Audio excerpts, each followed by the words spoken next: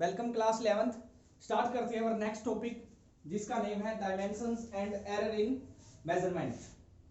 Previous topic हमने complete कर लिया, उसका FA1 भी आपका हो गया।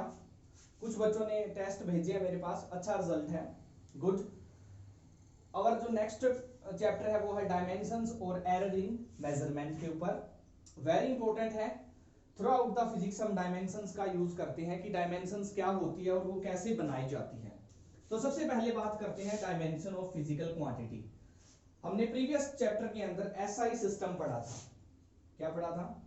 SI सिस्टम ऑफ यूनिट्स, जिसके अंदर बेसिकली हम 7 फंडामेंटल यूनिट्स लेते हैं और हमारे पास 2 उसके अंदर सप्लीमेंट्री यूनिट्स थे। तो किसी भी क्वांटिटी को फंडामेंटल यूनिट्स की फॉर्म में जो उसकी पावर्स आती है, बेस क्वांटिटी की फॉर्म में किसी ड्राइव्ड क्वांटिटी को रिप्रेजेंट करना, ड्राइव यूनिट को रिप्रेजेंट करना क्या कहलाता है? डायमेंशंस कहलाता है। और डायमेंशंस बनाते टाइम स्पेशली स्क्वायर ब्रैकेट्स का यूज किया जाता है। अगर हम किसी क्वांटिटी के बेस को स्क्वायर ब्रैकेट्स में लिखते हैं तो हम ये समझते हैं कि वो क्या है? डायमेंशंस है। यानी डायमेंशंस एक्चुअली में क्या होती है कि किसी बेस क्वांटिटी की कितनी पावर या किसी बेस क्वांटिटी के कितने एक्सपोनेंट्स किसी ड्राइव्ड यूनिट या ड्राइव्ड क्वांटिटी को रिप्रेजेंट कर रही हैं। Clear? For example area. Area क्या होता है? एरिया होता है लेंथ इनटू ब्रेथ। अगर हम रेक्टेंगल की बात करें तो हम उसको लिख सकते हैं कि 2L, L into L. L की उसमें 2 डायमेंशंस हैं, तो ये हमारे एरिया को रिप्रेजेंट करने का तरीका हो गया L स्क्वायर। तो L स्क्वायर क्या है? एरिया को हमने बेस लेंथ क्वांटिटी में रिप्रेजेंट किया है, तो ये क्या है? उसकी डायमेंशंस हैं। जैसे एग्जांपल लिया है वेलोसिटी का। वेलोसिटी क्या होती है? डिस्प्लेसमेंट पर unit time. Displacement as a length treat की जाती है और टाइम t, यानी इसकी डायमेंशंस क्या हो गई? LT-1। क्लियर? तो बेस क्वांटिटी के साथ उसकी क्या रिप्रेजेंटेशन है, वही हमारी क्या होती है? डायमेंशंस होती है। अब बात करते हैं डायमेंशनल फॉर्मूला की और इक्वेशन की। जो एक्सप्रेशन मैंने यहां पर लिखी है LT-1, इसमें क्या है? 2 बेस क्वांटिटीज हैं जिनकी पावर वेलोसिटी की डायमेंशन को रिप्रेजेंट कर रही है, यानी उसमें एक लेंथ और एक टाइम की पावर है। तो जो एक्सप्रेशन हम लिखते हैं जिसमें how and which base quantity represent the quantity, उसको हम बोलते हैं डायमेंशन फॉर्मूला। और अगर उस डायमेंशन फॉर्मूला को हम क्वांटिटी के साथ इक्वेट कर दें तो वो हमारा क्या बन जाता है? डायमेंशनल इक्वेशन बन जाती है। जैसे एरिया की डायमेंशन क्या है?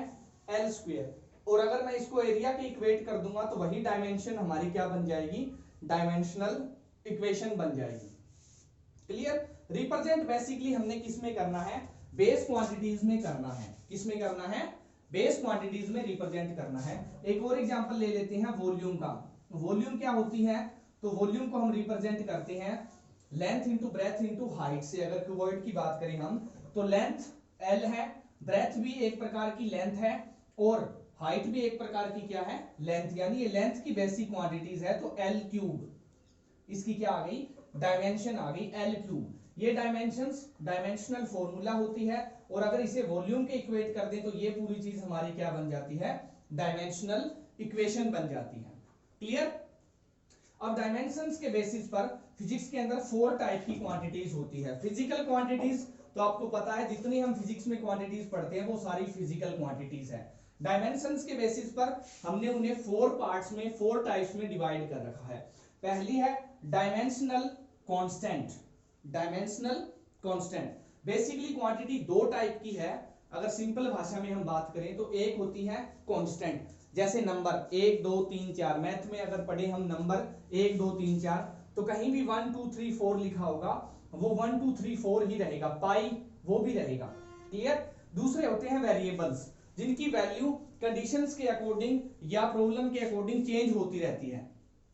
जैसे अगर हमने एरिया निकालना है तो किसी एक रेक्टेंगल का एरिया डिफरेंट आएगा किसी दूसरे से। क्लियर? तो वो मैथ्स की लैंग्वेज में था। फिजिक्स की लैंग्वेज में 4 टाइप्स की क्वांटिटी होती है according to the dimensions. According to the dimensions. पहली है डायमेंशनल कांस्टेंट। डायमेंशनल कांस्टेंट का मतलब जिनकी डायमेंशन तो होगी, जिनको हम किसी बेस क्वांटिटी की फॉर्म में तो रिप्रेजेंट कर सकते हैं, बट उनकी वैल्यू क्या होगी? कांस्टेंट होगी। उनकी वैल्यू क्या होगी? कांस्टेंट। जैसे velocity of light in vacuum है वेलोसिटी, तो वेलोसिटी की डायमेंशंस क्या होती है एल टी माइनस वन, यानी इसके पास डायमेंशन है बट इसकी वैल्यू हमेशा क्या रहती है कांस्टेंट रहती है। कितनी है वो 3 × 10⁸ मीटर पर सेकेंड। इसी तरह से ग्रेविटेशनल कांस्टेंट, प्लैंक्स कांस्टेंट, ये कांस्टेंट जरूर है बट इनके पास डायमेंशंस है। क्लियर। दूसरी है डायमेंशनल वेरिएबल, यानी जिनके पास डायमेंशंस भी है प्लस जिनकी वैल्यू वेरी भी करती है, वो वेरिएबल भी है। जितनी भी टाइप की फिजिकल क्वांटिटी है, normal velocity, area, volume, force, इनके पास डायमेंशंस भी होती है और इनकी वैल्यू है वो भी बार बार रिपीट होती रहती है, यानी वेरिएबल होते हैं। उसके बाद थर्ड टाइप की आ गई डायमेंशनल लेस कांस्टेंट, यानी जिनकी डायमेंशन नहीं होती, जिनकी डायमेंशंस नहीं होती लेकिन उनकी वैल्यू क्या है कांस्टेंट है। एग्जांपल प्योर नंबर जितने हैं उनकी कोई डायमेंशन नहीं होती, हम उन नंबर को किसी भी फिजिकल क्वांटिटी, फिजिकल या बेस क्वांटिटी के साथ रिप्रेजेंट नहीं कर सकते। पाई डायमेंशन 0 है बट कांस्टेंट है। ई एक्सपोनेंशियल फंक्शन जिसकी वैल्यू होती है 2.72। क्लियर। उसके बाद है डायमेंशनलेस वेरिएबल, यानी जिनकी डायमेंशन नहीं होती बट उनकी वैल्यू है वो वेरी करती है, ऐसी क्वांटिटीज क्या बोली जाती है डायमेंशनलेस वेरिएबल्स। एग्जांपल क्या है एंगल। एंगल क्या होता है आर्क अपॉन रेडियस, पिछले चैप्टर में किया था।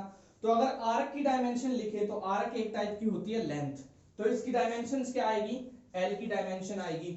और रेडियस भी क्या है एक टाइप की लेंथ, इसकी भी डायमेंशन क्या आएगी एल। एल से एल कैंसिल हो गया, यानी डायमेंशन क्या बच गई एल रेज टू पावर 0। तो डायमेंशन नहीं है बट इसकी वैल्यू चेंज होती रहती है बार बार।